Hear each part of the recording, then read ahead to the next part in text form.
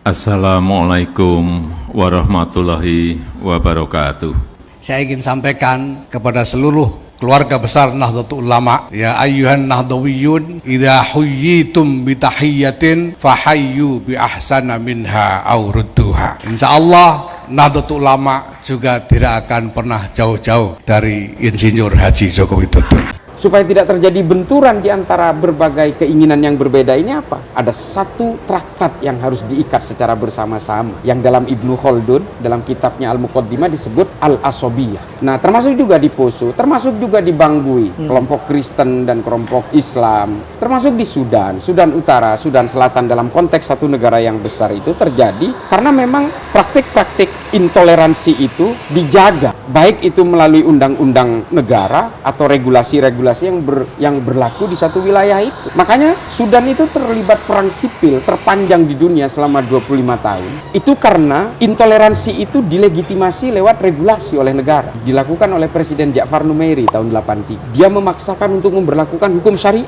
Sehingga orang-orang Kristen yang berada di Sudan Selatan, ya nggak mau dong. Dan akhirnya terbelah negara. Akhirnya terbelah dan sampai sekarang betul-betul terbelah. Ya, dan sempat perang, sempat tempur, setelah bertempur selama 25 tahun sesama orang Sudan tapi agamanya berbeda. Ada genosida Darfur dan sebagainya, ini produk-produk turunan itu. Dan akhirnya betul setelah referendum ya Sudan Selatan dan Sudan Utara terbelah menjadi dua. Ini dalam konteks secara nasional. Dan itu penderitaan masyarakatnya tentu besar sekali ya. Besar sekali. Besar sekali karena betul, Prof. Ada anggota keluarga yang hilang, mati, kemudian dendam, anaknya masih kecil, sudah ditinggal, dia menyaksikan bapaknya dibunuh di depan matanya sendiri. Betul. Dan lain sebagainya. Itu yang kalau kita melihat sejarahnya genosida Darfur, saya kebetulan waktu genosida Darfur saya datang ke sana, Prof. Ya.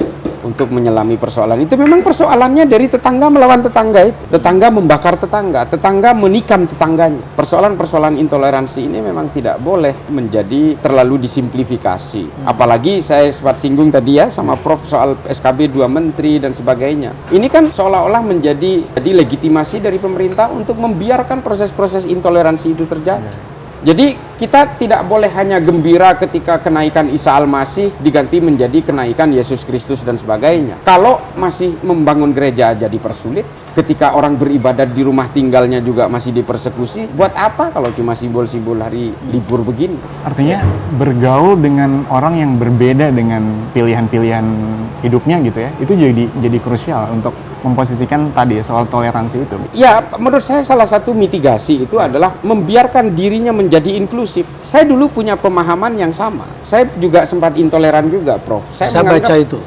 Ya. Saya menganggap bahwa Indonesia ini harus menjadi negara Islam setelah membaca bukunya Said Qutb Ma'alim fi Thoriq. Itu masih di Indonesia pada waktu itu? Masih di Indonesia, saya kuliah waktu itu. Kuliah, ya. Saya terpengaruh oleh kajian-kajian Islam di kampus, kemudian ada kakak kelas saya memberikan Ma'alim fi Thoriq. Saya lalu kemudian terpengaruh, oh berarti Indonesia ini harus menjadi negara. Sambil kita saya membenci Gus Dur, Prof. Ya. Oh, Anda mengalami itu pada saat Gus Dur sedang berkuasa itu, sedang menjadi presiden? Ketika Gus Dur sedang berkuasa saya ada di Amerika. Tapi sebelumnya saya sempat benci kepada Gus Dur, terpengaruh oleh rumor-rumor yang dihembuskan oleh lingkungan saya itu. Bahwa dia anti-Zionis, dia agennya Mossad, segala macam. Itu kan biasa saya dengar kan. Tapi inklusivitas itu yang akhirnya menyembuhkan saya sendiri. Saya tidak menjadi orang yang hominem unius libri, kalau kata Aquinas. Tidak menjadi orang yang hanya puas dengan satu buku, lalu menganggap satu buku itu adalah kebenaran yang mutlak. Saya akhirnya harus membaca buku-bukunya Fazlur Rahman. Saya sowan ke Gus Dur. Saya membaca buku-bukunya Cak Nur. Akhirnya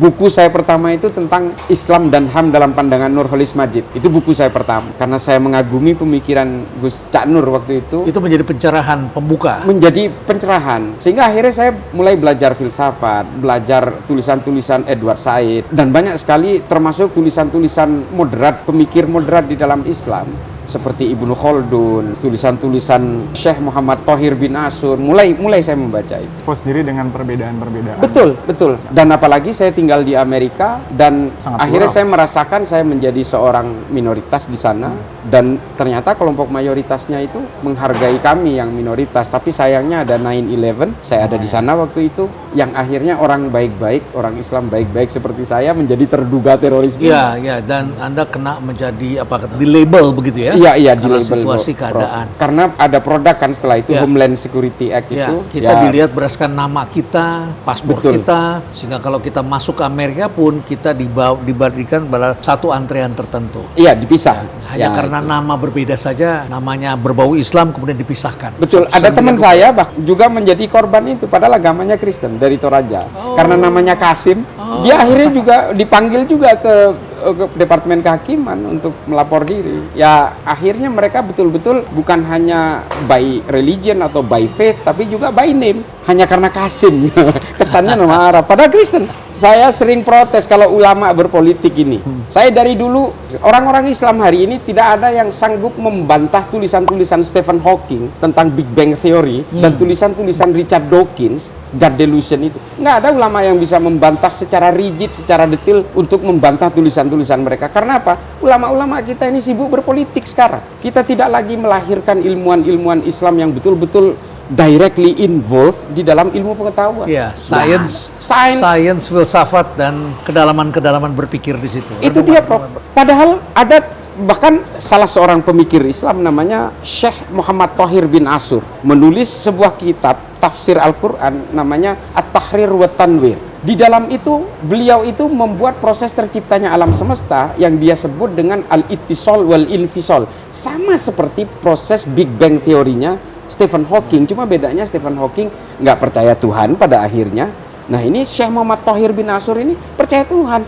Nah ini kenapa ulama tidak ada yang membantah tulisan-tulisan Stephen Hawking lewat tulisan-tulisan Muhammad Thohir bin Ashur? Ya karena mereka nggak mikirin ke arah sana. Mereka mikirin tentang bagaimana cara mempengaruhi masyarakat supaya bisa milih capres A, capres B, supaya akhirnya orientasinya politik. Dan ketika ulama-ulama kita banyak terlibat dalam persoalan-persoalan politik, ilmu pengetahuan ditinggali. Padahal jayanya agama-agama, bukan hanya Islam, itu ketika para pemuka agamanya dan para pemikir agamanya itu terlibat langsung dalam ilmu pengetahuan. Dan Islam pernah mengalami masa jaya. Masa kejayaan. Betul, ya. Prof. Ya. Waktu itu Eropa masih dark era. Ya. Coba bayangin. Matematika, kedokteran, semua beranjak dari situ. Betul, ilmu Ya. pengetahuan di dalam Islam itu mengalami kemunduran ketika apa? Ketika ulama-ulamanya berpolitik.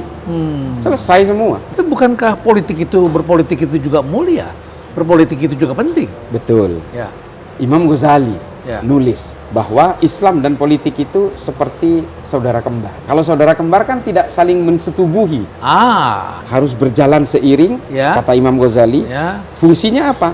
Agama untuk mengawasi dan mendampingi produk-produk politik supaya tidak keluar dari maqasidus syariah. Tapi tidak boleh saling menunggangi. Politik tidak boleh menunggangi agama, agama tidak boleh menunggangi politik, seiring sejalan aja. Tidak bisa dipisahkan memang. Karena bagaimanapun elektoral politik terutama di dalam dunia demokrasi ini adalah orang-orang yang memeluk agama, yang meminta kepastian tentang bagaimana dia mendapat jaminan dari negara untuk melaksanakan hukum-hukum agamanya. Orang Kristen juga memiliki keinginan yang sama. Di Madinah Nabi itu membuat piagam Madinah karena apa? Nabi menyadari di Madinah itu orangnya berbeda-beda. Ada suku Aus, ada suku Hazrat, ada orang Kristen, ada orang Yahudi, ada pendatang, ada pribumi. Kaum Muhajirin, kaum Ansor itu kan pendatang dan pribumi, Prof. Nah ini semua dibungkus. Gimana caranya? Semua orang ini punya diikat dengan hak dan kewajiban yang sama. Dibuat piagam Madinah itu. Orang Kristen ingin diakomodasi, orang Islam ingin diakomodasi. Maka kemudian para ulama dan tokoh nasionalis bangsa, pendiri bangsa, para pendeta, pastor, semua sepakat. Udah kita bikin Pancasila aja, yang menjembatani semua perbedaan itu. Kalau kita itu tidak rajin membangun jembatan, kita hanya membuat sekat-sekat tembok, udah pasti kita saling serbu itu. Tapi ini latar belakangnya juga ketika Bung Karno berada di tempat yang simbolnya pakaian ini ada pakai di NTT, ND.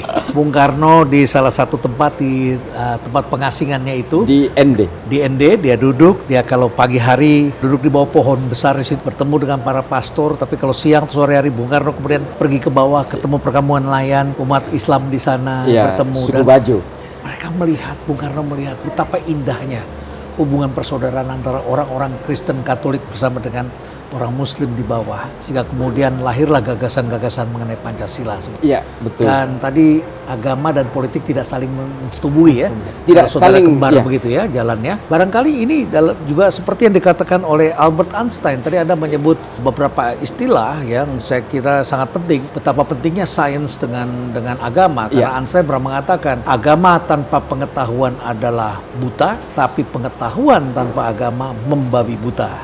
Kurang lebih begitu kan ya? Iya, iya. Bahaya sekali. Ya. Betul. Melihat pemilu yang akan datang ini, saya penasaran pengamatan Cak, apakah masih mungkin ada politik identitas atau polarisasi yang akan terjadi? Saya sebenarnya tidak pernah alergi dengan istilah politik identitas atau politik agama, karena itu memang di dunia demokrasi tidak bisa dihindari. Politik identitas itu nggak bisa dihindari, Prof. Kalau buat saya misalnya orang Madura, kalau saya nyalek dari dapil saya di Madura, maka saya akan menyuarakan kemaduraan saya. Saya akan berusaha mendevelop, membranding nama saya seolah-olah identik dengan Madura. Dan ketika saya terpilih, saya tentu saja akan mengakomodir semua keinginan-keinginan orang Madura di dapil saya. Nah, itu politik identitas yang nggak bisa dihindari. Yang salah dan harus tidak boleh dilakukan itu adalah politisasi identitas, politisasi agama. Nah, ini yang menurut saya di 2024 ini justru makin laku. Karena apa? Munculnya partai-partai yang berbasis agama ini pada akhirnya menciptakan competitiveness yang luar biasa di antara sama partai-partai yang berbasis agama. Nah, disinilah kemudian pertempuran-pertempuran elektoral itu terjadi dengan menjual agama di situ.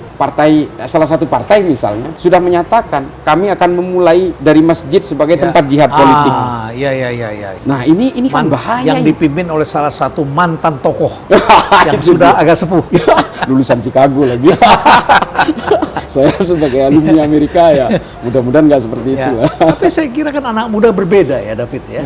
Ya. Anak muda berbeda barangkali, Cak. Lebih kritis, Prof, menurut saya. Lebih kritis ya. Lebih kritis dan lebih faktual dalam menyikapi berbagai pandangan ini. Makanya soal Pew Research ini tadi yang dikatakan, yang disampaikan oleh Prof, saya agak menyaksikan ini. Kita harus membaca dengan penuh kehati-hatian. Iya, tapi apa yang mereka masuk dengan definisi? Bagaimana metode samplingnya, random samplingnya, termasuk margin errornya segala macam kan harus kita ketahui. Dan apa yang mereka maksud dengan syariah tadi? Ah, itu dia, Prof. Karena syariah sendiri kalau bagi pemeluk Islam ini perspektifnya berbeda-beda. Orang Syiah dengan orang Sunni, Ahlus Sunnah wal Jamaah dengan non Ahlus Sunnah wal Jamaah. Orang Wahabi melihatnya juga berbeda. Mazhab yang satu dengan mazhab yang lain juga melihatnya pasti ada sedikit perbedaan. Belum kita bicara manhaj, belum kita bicara ijtihad, tidak boleh dibungkus sama. Kalau soal politisasi agama harus kita lawan bersama. Ketika agama itu sudah dipakai untuk kepentingan-kepentingan politik, perpecahan itu ada di depan mata. Ya, saya kira ini pesan yang sangat penting sekali. Penting sekali bagi kita karena kalau kita tidak bangun dari hari ini, maka kekuatan-kekuatan itu akan merasa itulah yang benar. Ya,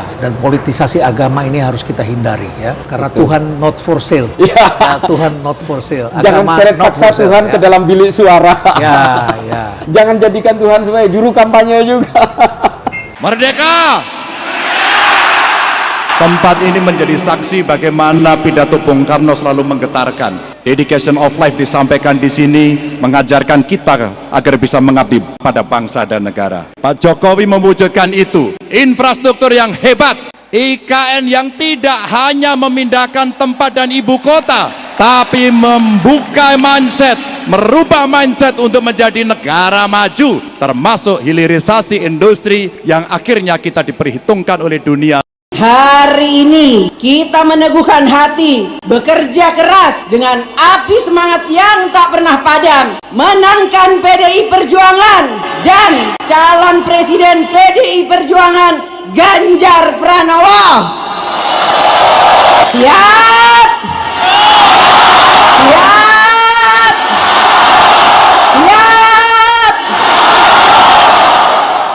Seperti Mbak Puan tadi sampaikan, itu juga Bapak Ibu yang mesti kita pertahankan, kita lanjutkan. Namun itu tidak bisa terlaksana kalau kita tidak menang hat-trick besok pagi. Bapak Ibu, itu tidak akan terwujud kalau kita tidak kompak. Maka pesan Bu Mega kepada kita semuanya, agar kita bisa bersatu, kita berdiri seteguh karang yang tetap tegar dalam gempuran-gempuran ombak sekeras apapun. 2013 lalu, pemilihan Gubernur Jawa Tengah, PDI Perjuangan dan Ganjar Pranowo memenangkan itu. Dan itu di bawah pimpinan Mbak Puan. Insya Allah kita akan mengulang kembali di 2024. 2024. Insya Allah. Mohon doanya. Merdeka!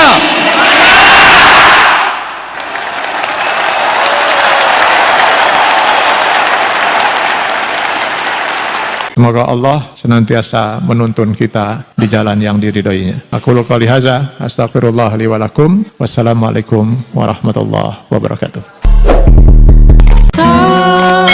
Terima kasih.